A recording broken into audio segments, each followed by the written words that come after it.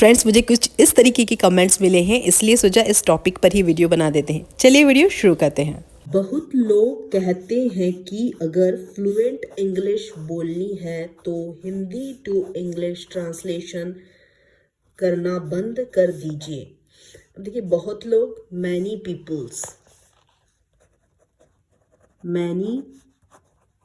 People say that कहते हैं कि अगर फ्लुएंट इंग्लिश बोलनी है, ये देखिए बोलनी है तो आपके यदि आप ऐसा चाहते हैं तो क्या होगा, if you want to speak fluent English you should stop translating from Hindi to English.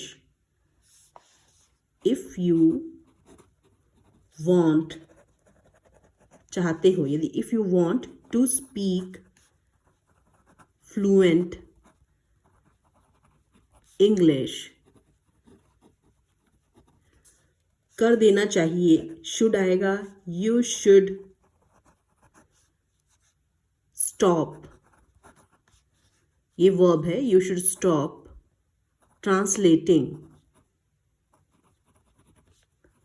you should stop translating from Hindi to English.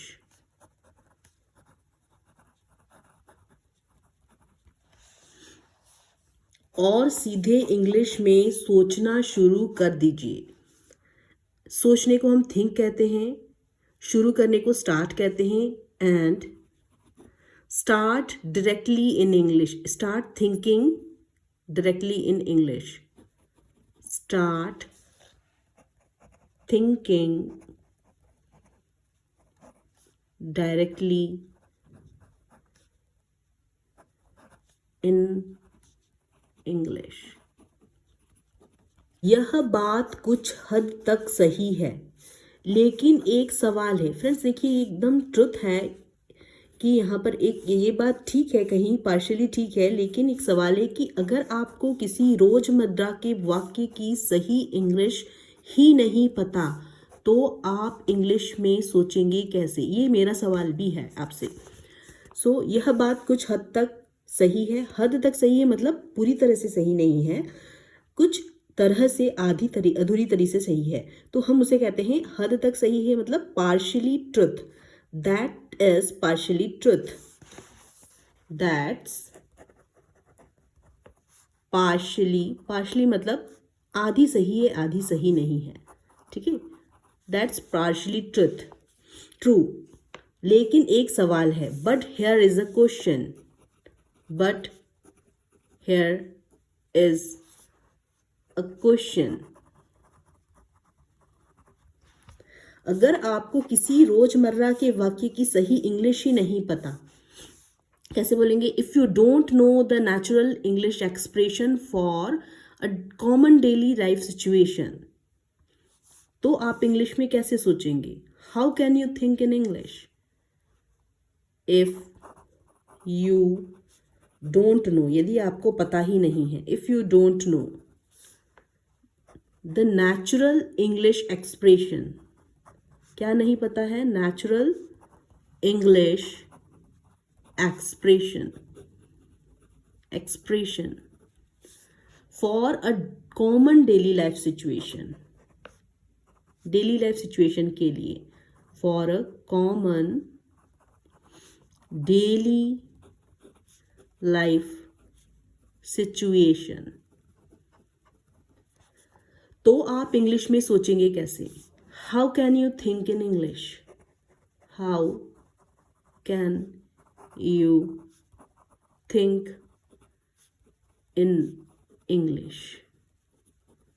उदाहरण के लिए, फॉर एग्जाम्पल, अगर घर में चीनी खत्म हो गई है तो बहुत से लोग कहेंगे, अगर घर में चीनी खत्म हो गई, खत्म होने को कहते हैं फिनिश होना, लेकिन यहाँ पर अगर हो गई है शुरू, तो if there is no sugar left at home, कैसे कहेंगे?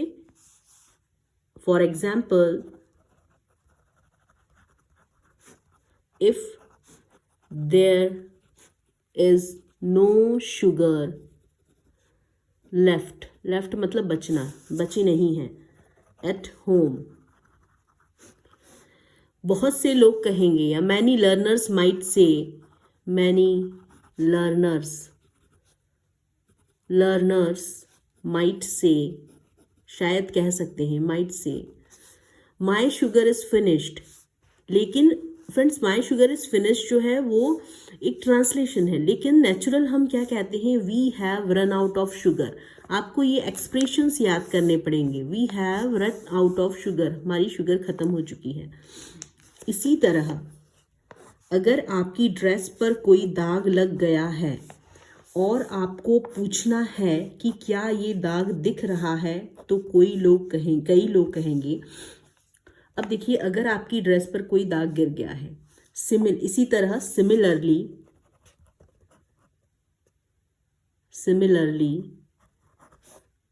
If something spilled on your dress, गिर गया है, स्पिल होना मतलब बिखर जाना, समथिंग मतलब कुछ, समथिंग स्पिल का स्पिल्ड हो जाएगा, something spilled on your dress, and आपको कहना है यू वॉन्ट टू आस्क, आप ये पूछना चाहते हैं, यू वॉन्ट टू आस्क, क्या ये दाग दिख रहा है, whether the stain can be see, whether the stain, दाग के लिए हम यूज करते हैं stain, can be seen, you might say can you see this mark, grammatically ठीक है, can you see this mark, but इसकी नेचुरल एक्सप्रेशन होगी is this stain noticeable, is this stain noticeable, मतलब ये क्या नोटिस हो रहा है, ये दिख रहा है, ये ज़्यादा नेचुरल एक्सप्रेशन होगा। सच्चाई यह है कि फ्लुएंट इंग्लिश बोलने के लिए आपको रोज़मर्रा की ज़िंदगी में बोले जाने वाले वाक्य सीखने होंगे। सच्चाई ये है, द ट्रुथ इज़ दैट कि फ्लुएंट इंग्लिश बोलने के लिए, टू स्पीक फ्लुएंट इंग्लिश,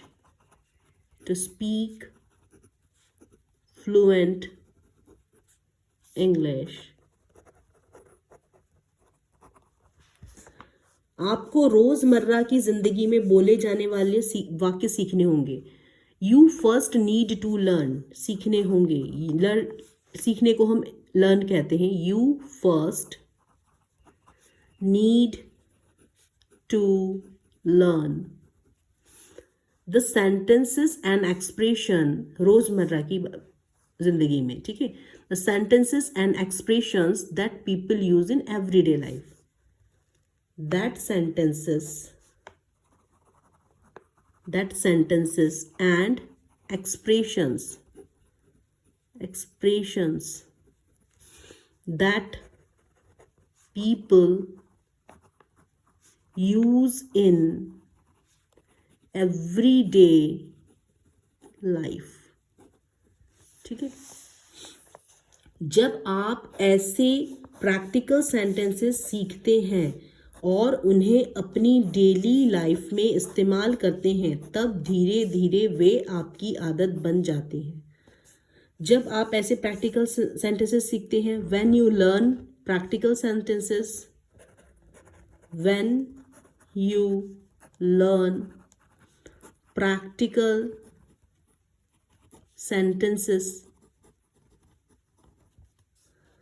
और उन्हें अपनी डेली लाइफ में इस्तेमाल करते हैं, इस्तेमाल करने को start using them in your daily routine and start using them in your daily routine, तब धीरे धीरे वे आपकी आदत बन जाते हैं। They gradually become a part of your language, धीरे धीरे मतलब ग्रेजुअली, दे ग्रेजुअली बन जाते हैं, बिकम सिंपल प्रेजेंट टेंस है, अ पार्ट ऑफ योर लैंग्वेज, भाषा का हिस्सा बन जाते हैं, लैंग्वेज, LA लैंग्वेज,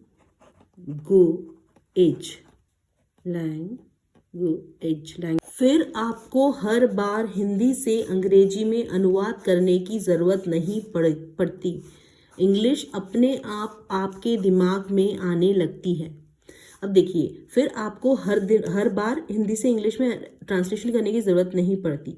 मतलब क्या होगा, ओवर द टाइम, कुछ समय बाद, ठीक है, तो क्या होगा, ओवर टाइम, कुछ समय बीतने के बाद, over time you no longer need to translate, you no longer need to translate from Hindi to English.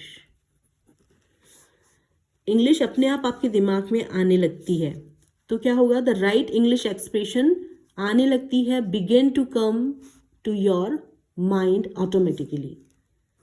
The right English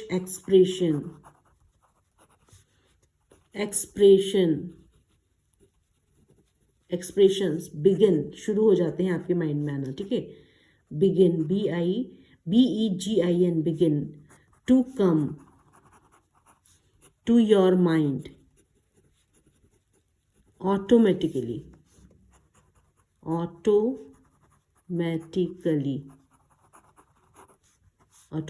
इसलिए रोज थोड़ा थोड़ा सीखिए, नए सेंटेंसेस समझिए, उन्हें बोलकर प्रैक्टिस कीजिए और शैडोइंग की आदत डालिए। इसलिए दैट्स वाई रोज थोड़ा थोड़ा सीखिए। You should learn a little every day, you should learn a little every day, रोज सेंटेंस समझिए, नए सेंटेंस समझिए, अंडरस्टैंड न्यू सेंटेंसेस,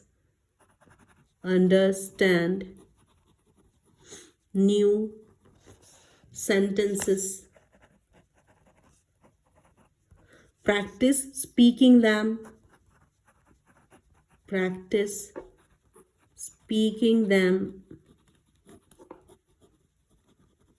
अलाउड, जोर से। कैसे प्रैक्टिस करना है, इसे जोर से बोलने की आदत करना है। तो अलाउड को हम कहते हैं जोर से। Practice speaking them allowed and make shadowing a daily habit. उसे देखकर जब हम नकल करते हैं ना, उसे कहते हैं शैडोइंग। देख कर सेंटेंस को बोलने की कोशिश करना, shadowing. Make shadowing a daily habit, रोज की आदत डालिए, हैबिट।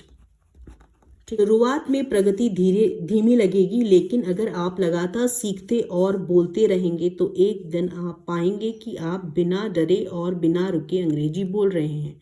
शुरुआत में प्रगति धीमी लगेगी, प्रोग्रेस में seem slowly at first, progress में इसलिए आया है, लग सकती है। प्रोग्रेस में seem slow at first but, लेकिन अगर आप लगातार सीखते रहे और बोलते रहे, but if you keep learning and practising consistently, लगातार को हम कहते हैं कंसिस्टेंटली। इफ यू कीप, सीखते रहे, if you keep learning and practising consistently, लगातार को हम कहते हैं consistently.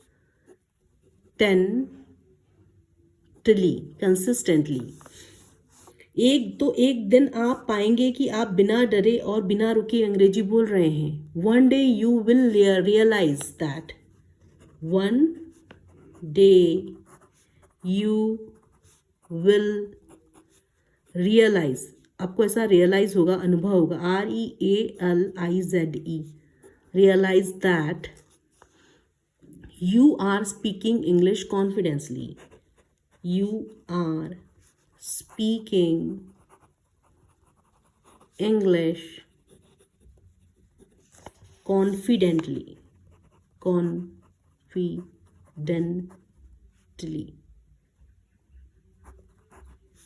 And naturally without fear और हेजिटेशन, बिना डर के, नेचुरली विदाउट फियर और हेजिटेशन, बिना डरे बिना रुके, विदाउट फियर और बिना झिझक के, फॉर और हेजिटेशन, हेजिटेशन मतलब होता है झिझक, HESI। इंग्लिश कोई जादू नहीं है, यह एक भाषा है और हर भाषा की तरह इसे भी अभ्यास, धैर्य और सही दिशा में लगातार प्रयास से सीखा जा सकता है। देखिए सही बात है, इंग्लिश कोई मैजिक नहीं है, English not magic, English is not magic, यह एक भाषा है, it is a language, it is a language, और हर भाषा की तरह इसे भी अभ्यास, धैर्य और सही दिशा से समझा जा सकता है, सीखा जा सकता है। It can be mastered through patience, practice and consistent effort, and like any language,